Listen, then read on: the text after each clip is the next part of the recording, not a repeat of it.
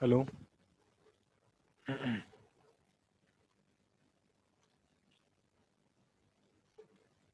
Now, today our class is lecture number 39.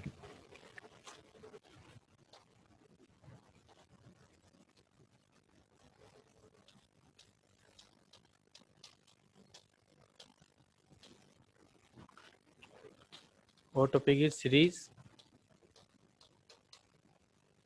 R L C circuit. Series RLC circuit अपन start कर रहे हैं आज। नाउ किस तरह से इसको अपन को कवर करना है कंप्लीटली कि let us consider register, inductor and capacitor connected in series. Let us consider resistor, inductor and capacitor connected in series with the AC supply of voltage V and frequency F. Then for the amount of current flow I, the voltage drop occur across the resistance is VR, across the inductor is VL and across the capacitor is VC. क्या लिखेंगे अपन लिख सकते हैं let us consider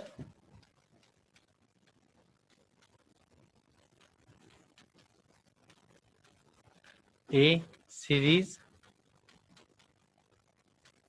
R, L and C circuit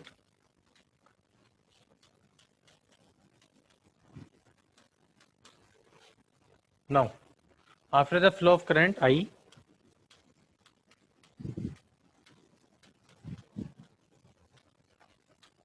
after the flow of current I, voltage drop occur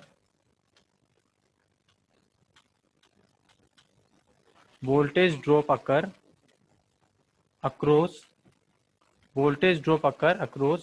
resistor, inductor and capacitor.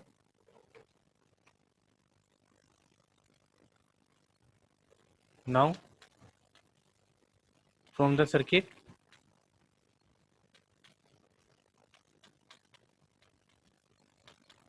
Net voltage V equal to कितना होगा, net voltage V की value आ जाएगी आपके पास बेटा VR plus JVL minus JVC। V equal to VR that is IR plus JIXL minus JIXC। V equal to I अपन ने कॉमन लिया, क्या वैल्यू ऑब्टेंड होगी R plus JXL minus XC, where what is XL? XL is the inductive reactance omega L. What is XC? Capacitive reactance 1 upon omega C.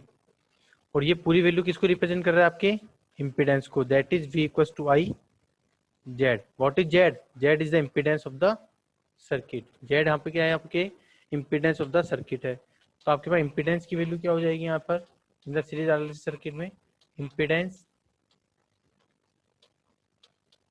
impedance of the circuit is Z equals to R plus J XL minus XC। यहाँ पर इसको लिख सकते हैं इस तरह से R plus J omega L minus 1 upon omega C। ये किस फॉर्म में है, रेक्टेंगुलर फॉर्म में। इन पोलर फॉर्म आपके इम्पीडेंस कितना कैलकुलेट होगा, Z equals to magnitude with angle. तो यहाँ पे आपके पास मैग्नीट्यूड ऑफ इम्पीडेंस कितना वैल्यू आएगी बेटा, root R square real square plus imaginary value का स्क्वायर XL माइनस XC का होल स्क्वायर, एंड एंगल कितना कैलकुलेट होगा आपका phi tan inverse imaginary value XL minus XC upon real value R। ये आपके पास आ जाएगा फेज एंगल इसका impedance का। आफ्टर देन आपके पास अगर इम्पीडेंस कैलकुलेट हो गया तो हमें क्या कैलकुलेट करना है, current. Now current in the circuit, current in RLC circuit, series RLC circuit में आपके पास करंट की वैल्यू कितनी कैलकुलेट होगी, तो in the series RLC circuit आपके पास करंट ऑब्टेंड होगा बेटा यहाँ से I equals to V by Z, I equals to V by Z, I equals to V आपके पास फिक्स है, जेड की वैल्यू आपके पास Z with angle five, with angle five. V Z कितना है आपके पास root R square plus XL minus XC का होल स्क्वायर, एंगल कितना है tan inverse XL minus XC upon R. ये वैल्यू ऊपर चली जाएगी तो आपके पास किस फॉर्म में होगा, आपके पास वैल्यू आएगी I, अपन लिख सकते हैं आपके पास वैल्यू आएगी V upon root R square plus XL minus XC का होल स्क्वायर, एंगल माइनस का tan inverse XL minus XC upon R. This show current in the series RLC circuit. यहाँ पे नेगेटिव साइन क्या show कर रहा है, negative show कर रहा है कि आपके लैगिंग होना चाहिए, बट यहाँ पर आपके पास जो लैगिंग और लीडिंग जो होगा करंट का वो डिपेंड करेगा किस पैरामीटर पे, वो डिपेंड करेगा आपके पास इंडक्टिव वैल्यू पे और कैपेसिटिव वैल्यू पे डिपेंड करता है। इस अगर डिपेंडेंसी के बिहार पर अगर अपन देखें तो हमारे पास जो फेजर डायग्राम्स ऑब्टेन होंगे यहाँ पर वो हमारे पास तीन डिफरेंट कैटेगरीज में ऑब्टेन होते हैं। तो अगर हम बात करें फेजर डायग्राम्स की तो in the series RLC circuit में आपके बेटा जो फेजर डायग्राम्स ऑब्टेन होते हैं वो आपके तीन डिफरेंट सिचुएशंस पे अकर होंगे। फेजर डायग्राम आपके पास थ्री डिफरेंट सिचुएशंस पे अकर होते हैं। फर्स्ट केस तो क्या होगा, therefore the phasor diagram three situations are there, three situations are there.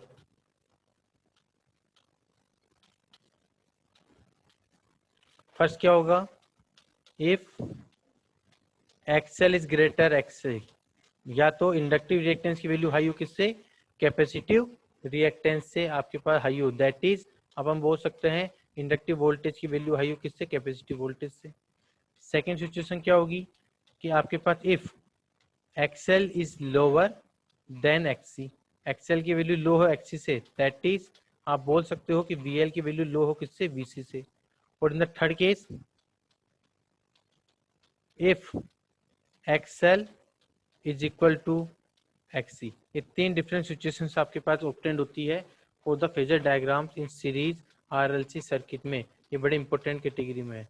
ये तो V L minus V C XL equal to S C है, ये अपनी एक स्पेशल कंडीशन होती है जिसको अपन बोलते हैं रेजोनेंस। ये पूरा एक टॉपिक है जिसको अपन डिटेल में पढ़ेंगे, resonance.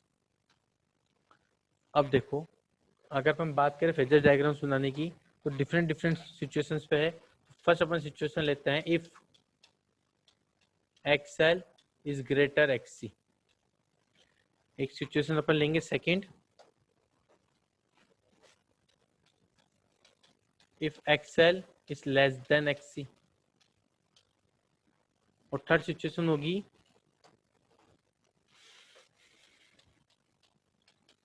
If XL is equals to XC. चलो अपन स्टार्ट करते हैं कि फेजर डायग्राम्स ड्रॉ करना one by one.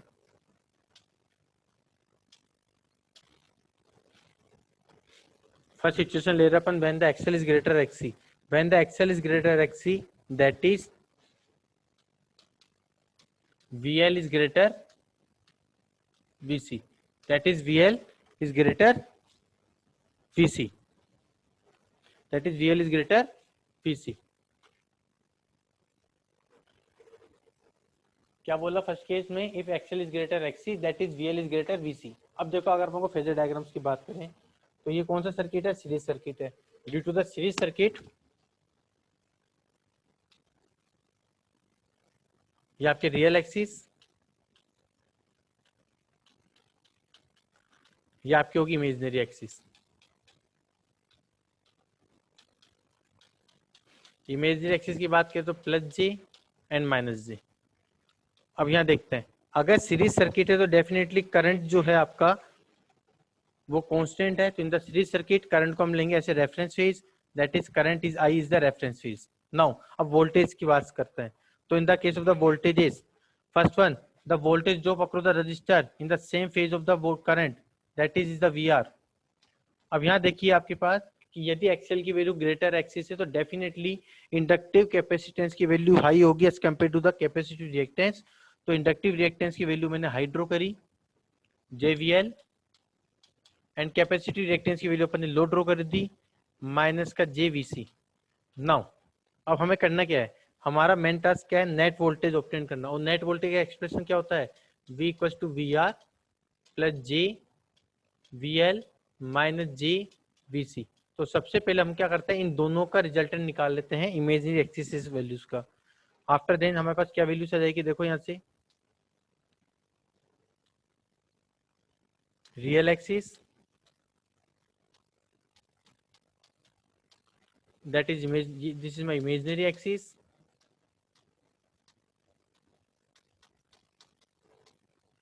plus J minus J, current is a reference I। Voltage की बात करें, इन the same phase of the voltage VR। अब यहाँ अगर अपन देखें कि अगर VL की value high as compare to VC तो डेफिनेटली इनका रिजल्टेंट किस डायरेक्शन में ऑब्टेंड होगा, देखो यहाँ पे ये तो है मेरे पास प्लस JVL, यह है मेरे पास माइनस का JVL। तो इन दोनों का जो रिजल्ट वैल्यू आएगी डेफिनेटली वो वैल्यू हमारे पास पॉजिटिव एक्सिस में आएगी। इतनी वैल्यू अपन ऑब्टेन कर लेते हैं। This is my JVL minus VC, ये ऑब्टेन हो गया हमारे पास। नेट रिजल्टेंट क्या होगा कि ये जो इमेजिनरी वैल्यू है इसको मुझे ऐड करना है VR में, ऐड कर लेते हैं, इन दोनों का रिजल्टेंट निकाल लेते हैं। VR और JVL माइनस VC का जब रिजल्टेंट ऑब्टेन किया तो मेरे पास यहाँ पे नेट वोल्टेज ऑब्टेन होगा V equal to VR plus JVL minus VC। अब यहाँ हमने शो कर रहे हैं इस फेजर डायग्राम से हमें क्लियर है बेटा कि यहाँ पर आपके पास जो एंगल है करंट, जो करंट और वोल्टेज के बीच में जो एंगल है फाई, यहाँ पे हमें बिल्कुल शो हो रहा है कि जो एंगल फाई है यहाँ पे करंट वोल्टेज से क्या कर रहा है, लैग कर रहा है। यार फेज एंगल कितना ऑब्टेंड हो रहा है, फाई। फेज एंगल कितना ऑब्टेंड हो रहा है, फाई, जो क्या कर रहा है, लैग कर रहा है, लैगिंग में है। Why? Because current is lag with the voltage at angle phi। और यहाँ पे फेज एंगल की वैल्यू कितनी होगी, फेज एंगल की वैल्यू होगी आपके पास यहाँ पे tan inverse perpendicular upon base. Perpendicular क्या है, VL minus VC upon VR। दोनों में से अगर अपन लिखें तो VL क्या होता है, IXL, IXC upon IR, I common cancel करोगी तो आपके पास फेज एंगल आ जाएगा tan inverse XL minus XC upon R। ये फेज एंगल आ गया, किस नेचर का होगा, लैगिंग नेचर का ऑब्टेंड होगा। अगर फेज एंगल हो गया तो आप पावर फैक्टर भी कैलकुलेट कर सकते हो। यहाँ से पावर फैक्टर कितना ऑब्टेंड होगा आपको यहाँ पे, कोस फाई आपके पास कैलकुलेट हो जाएगा यहाँ से। पावर फैक्टर, पावर फैक्टर का क्या हो जाएगा, पावर फैक्टर क्या होता है, P base upon hypotenuse. Base क्या है, VR, हाइपोटेनियस क्या है, V, IR IZ। तो आपके पास पावर फैक्टर ऑब्टेंड होगा बेटा यहाँ से R/Z। इस तरह से आप फर्स्ट फेजर डायग्राम ऑब्टेन कर सकते हैं जहां पे एक्सएल इज ग्रेटर XC है, where XL is greater XC आपके ऑब्टेन हो रहा है। नाउ अगर हम मूव करें सेकेंडरी, सेकेंड सिचुएशन क्या बोल रही है बेटा कि XL is greater XC। When XL is greater XC, यदि आपके पास XL is less than XC है, दैट इज आपके पास बेटा वोल्टेज ड्रॉप जो है इंडक्टर में वो भी लो होगा compare to the voltage drop across the capacitor. In that case again we draw the phasor diagram. First one, real axis and imaginary axis।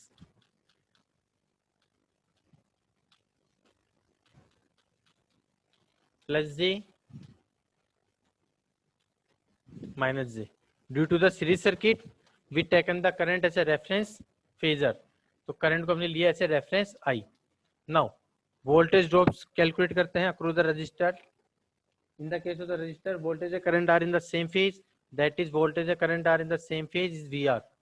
Now in the case of the inductor, voltage की वैल्यू capacitor से low है तो voltage across the inductor आपने draw करा, this is my JVL and capacitor के across voltage drop value high है, that is so minus का जे वी सी। ओके, ये हो गया हमारे पास फिगर्स किसके, voltage drop across the resistor, voltage drop across the inductor and voltage across the capacitor. हमारे पास यहाँ पर फिगर्स ऑब्टेन्ड हो गए। आफ्टर देन हमें क्या करना है बेटा, रिजल्टेंट वोल्टेज की वैल्यू कैलकुलेट करनी है कि कितना मेरे पास नेट वोल्टेज ऑब्टेन्ड होगा। तो imaginary axis this, real axis is my. Now हमें ऑब्टेन क्या करना है, नेट कितना वोल्टेज ड्रॉप हो रहा है, नेट कितना वोल्टेज है, जो कितना है V equals to V R plus J V L minus V C.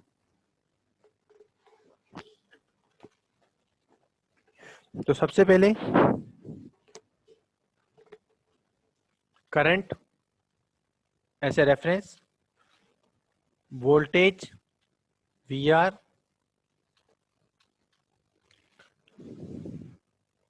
Plus J axis minus J axis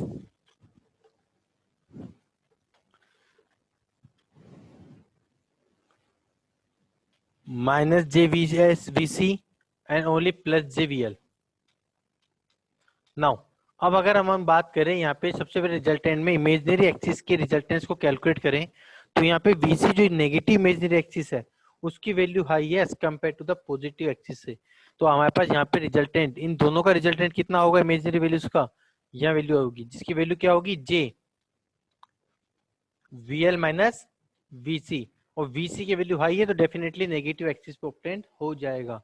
now after then negative axis की वैल्यूज का और रियल एक्सिस की वैल्यूज का अपन रिजल्टेंट ऑब्टेन करें, तो मेरे पास यहाँ पे नेट जो वोल्टेज ऑब्टेंड होगा वो आ जाएगा V की value V R plus J V L minus V C. यहाँ पर आपका जो बेटा फेज एंगल ऑब्टेंड हो रहा है वो कितना है, फाई। यहाँ पे जो फेज एंगल फाई है डेफिनेटली सीन है, साफ दिख रहा है कि करंट इस वक्त वोल्टेज से लीड कर रहा है। तो यहाँ पे आपके पास जो फेज एंगल ऑब्टेंड होगा फाई होगा। फेज एंगल आपके पास यहाँ पे जो ऑब्टेंड होने वाला है वो आपके पास फेज एंगल आएगा बेटा फाई। किस नेचर का, लीडिंग नेचर का। फेज एंगल फाई किस नेचर का होगा आपका, लीडिंग नेचर का होगा। फेज एंगल फाई लीडिंग का होगा। इसकी वैल्यू कितनी होगी, tan इनवर्स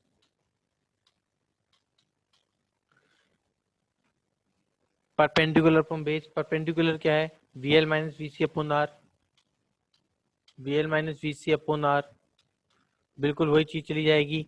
फाई कितना हो जाएगा आपका, tan inverse XL minus XC upon R। अब यहाँ पे XC की वैल्यू हाई होगी तो ये वैल्यू नेगेटिव में आ जाएगी और कुछ भी चेंजेस नहीं होंगे। सिमिलरली अगर आप पावर फैक्टर की बात करते हैं